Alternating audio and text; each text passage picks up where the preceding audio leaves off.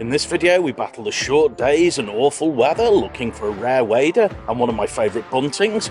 We go and see a bird that's never been seen in the UK before, but can we count on our year list? And we get interviewed.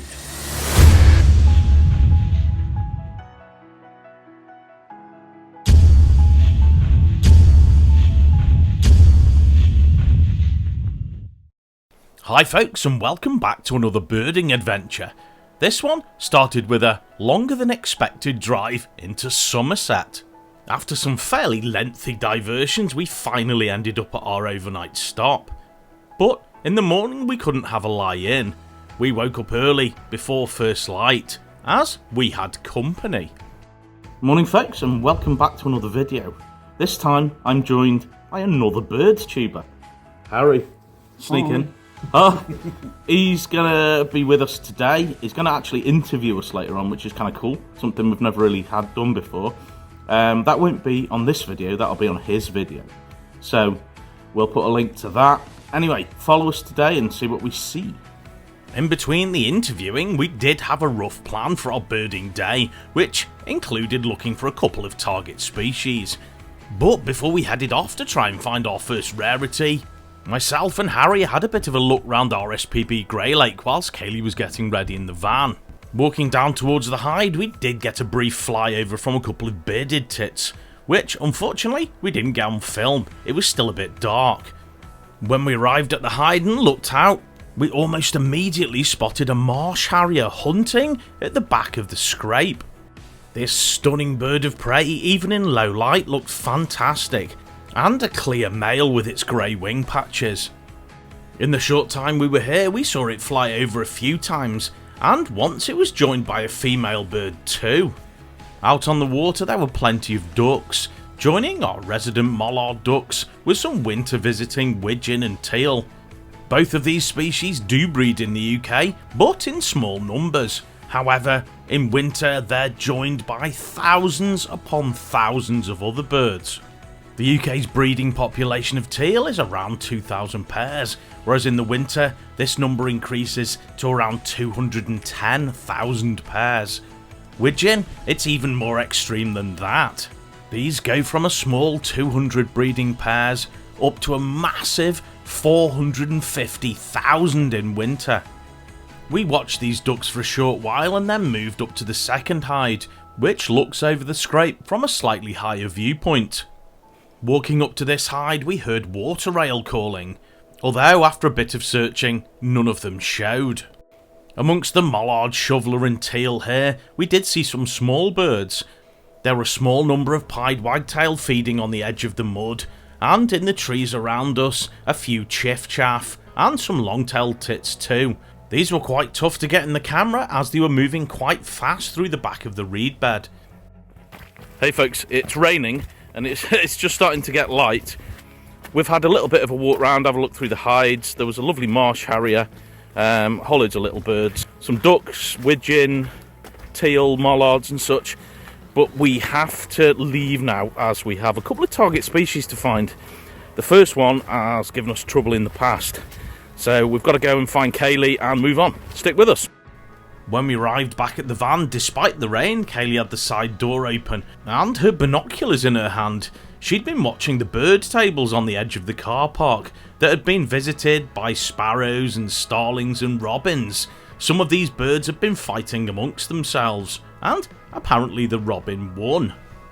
As entertaining as this was, we did have to leave, as we had a target species to find.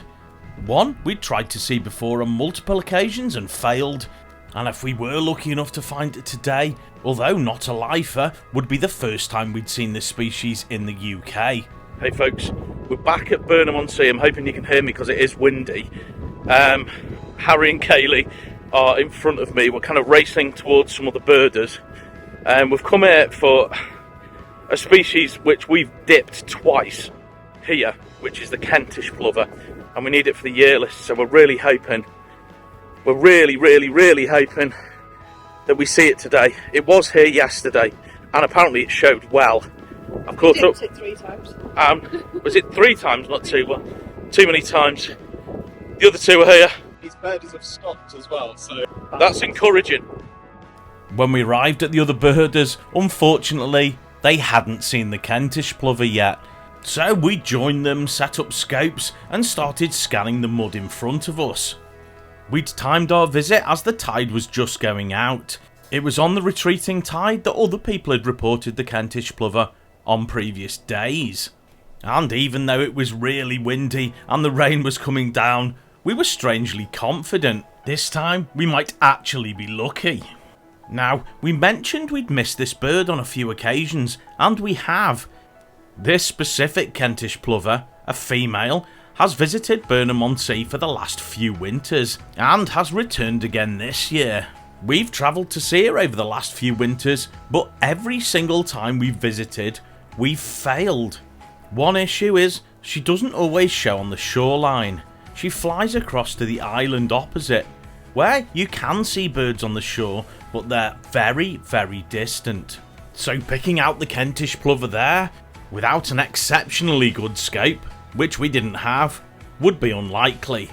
So we were hoping it'd show up on the shore in front of us, where it had done for the last couple of days. There was one other thing we were up against: dog walkers.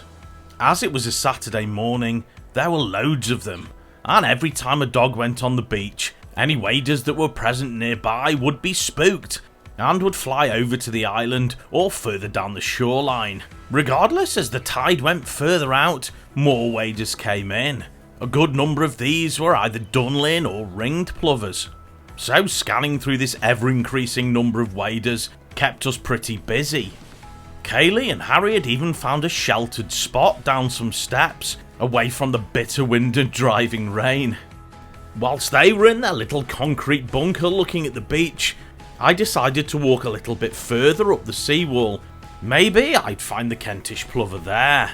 Unfortunately though, all I found was redshank, a whole load of oyster catchers, and yet more dunlin. At this point we'd been here for a couple of hours, and still had another target species to find today, so time was running short. We were just about to give up hope when we saw a flock of ringed plovers fly onto the beach a little bit further down from where we were. As Kaylee had already walked that way first, she already had eyes on them. We soon caught up and scanned through all these birds present, but after a thorough search, no Kentish plover. Hey folks, unfortunately, we dipped the Kentish plover again. Can't get them all. You can't get them all. And this is the first one, so let's hope we get some. We're heading about an hour and 20 minutes-ish down south into Dorset now for one of my favourite little birds. Keep with us for that. After about an hour and 20 minutes, we arrived in Devon at the fantastic Labrador Bay. Unfortunately though, it was still raining. Hey folks, we've come about an hour and 20 minutes south into Devon to Labrador Bay in the hope of finding one of my favourite little buntings, the Cirl bunting. It's raining. Weather's pretty poor, not heard anything yet, but we're going to persevere for a bit as we don't want to dip two in one day. Stick with us. Feeling slightly less confident than before, we headed out along the hedgerows, hoping to hear or catch a glimpse of the fantastic Cirl bunting, a species we've only seen in the UK a couple of times. Even though I wasn't particularly confident, soon Kaylee heard something, and as we slowly walked on, we started to see birds moving in the hedgerows and on the ground in front of us. Hey folks, so kind of semi-success. We've just seen a flock of 4, was it? 4 Cirl buntings. Yeah, we've just had 4 Cirl buntings. I didn't get them in the camera because it was just rain and rain coming straight at my lens. But that is a UK lifer for Harry. It's amazing. I've only seen them in New Zealand and Mallorca this year. To get them, and I've come here before as a kid, so this is a dream come true almost, and it makes up for that loss of that horrible Kentish plover that never showed. Yeah, I just need to get footage for you guys. Stick with us, we're going to stick around for a bit longer, see if we can. Kaylee had the plan of walking a bit further up and turning back on ourselves, so the rain was against our backs, not against my camera lens. After seeing quite a few Cirl buntings flying around and landing where we couldn't find them, Kaylee soon found one in a bush. This wonderful looking bird is a female, and although reasonably obscured by branches, was by far the best views I got today of this species. As this wonderful female Cirl bunting moved further into the undergrowth, we noticed movement towards the top of the bush. We'd found a male. It was sitting right at the back, but I managed to get a view through some twigs so I could see this fantastic looking bird. The Cirl bunting is a species that's really close to my heart. When I was a child, I was a member of the Young Ornithologists Club, and the group leader and family friend Malcolm used to take us on trips. Once, he went on holiday down to Devon and sent me a postcard. The postcard simply read, "Seen a Cirl bunting in the car park. Lifer." Sadly, Malcolm has now passed, although his memory and the memory of this postcard he excitedly sent to me will live on, and the Cirl bunting will remain, in my mind, a very special bird indeed. So I got a bit of footage of the Cirl buntings, not amazing of the male, but some reasonable ones of the female. We're going to try to get one more stop in before the end of the day, and then we've got a bit of a surprise for the morning, so stick with us. We had a plan to try and get one more bird, but both time and weather were against us. Hey folks, we've taken a stop off on the way back at a place called Abbottsbury. I hope you can hear me because it's very windy still. We've got it a bit late, it's really windy and it's getting dark, and we've just figured out it'd take about 25 minutes to walk from where we're parked to where the Biacal teal we're trying to see was last seen yesterday. By that time it'll be dark, so unfortunately, I'm sorry guys, we're calling it on that. I'm going to the pub. See you there. And that's exactly what we did. Hey folks, Harry's just gone. Yes. We've had a meal, courtesy of Harry himself, which is we have to thank him for, and an awful lot of beers. And luckily, we're parked up in the car park, and they're allowing us. Yeah, so they're allowing us to stay the night. So we've got a bit of a surprise in the morning. Look out for that. See you tomorrow. Morning, folks. We are in a pub car park, as we had a few pints last night. And unusual place for us to actually be. I know it is an unusual, well, sometimes an unusual place for us to be. We're heading down to meet Harry, he's only a few minutes away, at hopefully a very interesting bird species, but one we may not be able to count for our year list. 3 minutes drive later, we arrived at our destination in suburbia to look for a species that's never been seen in Britain before. Hey folks, so we've come to like a residential area just south of Southampton, looking for a bird that We can't can't actually count. It's a boat-tailed grackle. I was going to say great-tailed grackle because I've seen them in Costa Rica. That, yeah. I know. It's a boat-tailed grackle, and it's come over here on a cruise. It came on a ship, landed, and decided to stick around. So we're hoping to see that today. I know we can't count it, but it'll be cool birds. So cool. Stick with us. When we arrived, our target species wasn't present. It had on previous days been wandering about front gardens, being on bird feeders and in bushes around this specific little part of Holbury, a village not far from Southampton. We scanned the trees and the rooftops, seeing plenty of common birds like wood pigeons, starlings, magpies and even a black-headed gull. We didn't have to wait long for our target species though. Soon we heard its distinctive call as it flew from a tree behind us onto a telegraph wire just above our heads. It had a good old preen and then soon flew down onto the garden fence right in front of us. Now, this bird is thought to have arrived on a ship, which probably docked at Southampton, where this wonderful grackle jumped off. It was first reported on the 2nd of November at Calshot, only a few minutes away, where it was originally misidentified as a great-tailed grackle, a very similar looking species, soon re-identified as the boat-tailed grackle. It remained near the lifeboat station here until the 6th of November, when it was seen to fly off. but was then refound here in Holbury 2 days later, and has stayed here for the last couple of weeks, seeming to have a preference for a very particular part of this street. Boat-tailed grackles are found along much of the coast of the eastern United States, preferring both saltwater marshes and some urban habitats too, like here. So this individual, although very far from home, seems pretty settled and fantastically confiding. Whilst photographing it in a front garden, it walked towards me and then past me, not seemingly too bothered by my presence. This was absolutely fantastic. Now, as mentioned before, this is the only time this species has ever been seen in the UK, the first ever British record. But we can't count it on our British list, and in turn our year list. But why? Well, the first issue is how it arrived here. This wonderful grackle is likely to have jumped on a ship in America and done the whole trip across the Atlantic and jumped off here at Southampton, so gone port to port. There are many birds that take rests on ships during migration, then carry on flying, some ending up in a completely different place than they intended to. If any of these land in Britain, we can count them, because we have no evidence of ship assistance, even though in some cases this could be likely. Despite this, most of these birds are given the benefit of the doubt. Another factor is if the species could fly over the Atlantic. What makes this doubtful in this case is the bird itself.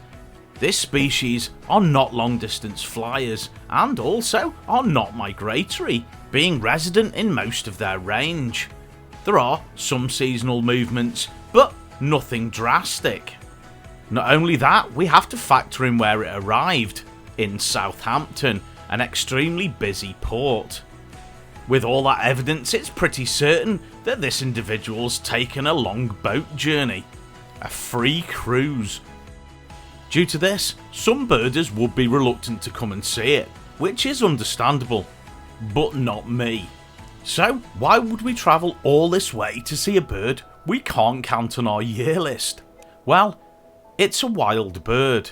It's a wild boat-tailed grackle in Britain. This is a species I may never see again. So, whilst there's one here in the UK, why wouldn't we take the opportunity?